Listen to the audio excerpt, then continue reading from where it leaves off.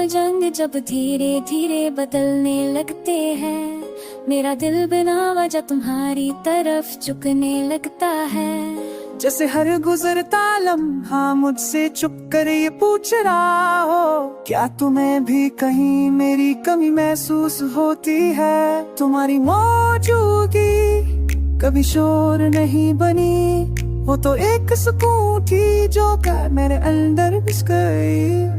तुम पास होती थी तो बातें तुम होती थी, लेकिन हर खामोशी पूछ के जाती थी। मैंने तुम्हें किसी ख्वाब की तरह नीचा, जिसे सुबह भूलना पड़े। मैंने तुम्हें आदत की तरह चाहा, जो हर सांस के साथ और गहरी होती जाए। तुम मेरी जिंदगी का वो हिस्सा बन गई, जिसका नाम लेने की जरूरत ही नहीं पड़ती।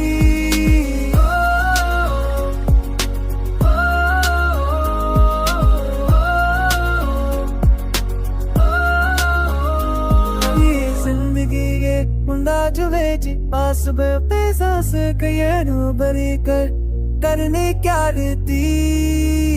तुम्हारी हंसी सी बर किसी बाशरे जी जैसी थी, जो बना भी गए दिल को तर जाती है। और जब तुम चुप होती तो लगता जैसे पूरी या किसी बार कर मैं तुम्हारी उस खामोशी को भी अपना मान लेता था। हम जब साथ चलते तो रास्ते के छोटे लगते थे, और जब रखोते तो जरूरत से ज्यादा लंबे हो जाते।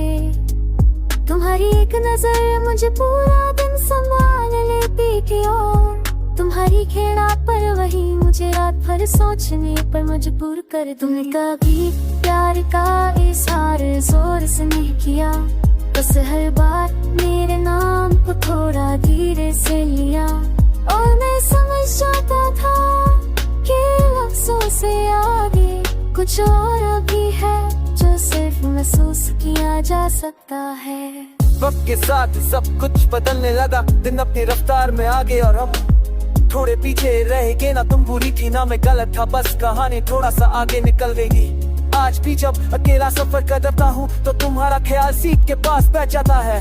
मैं शीशे से बाहर देखता हूँ और सोचता हूँ, शायद किसी शोशे में तुम भी किसी हिदायत के साथ सफर कर रही होगी।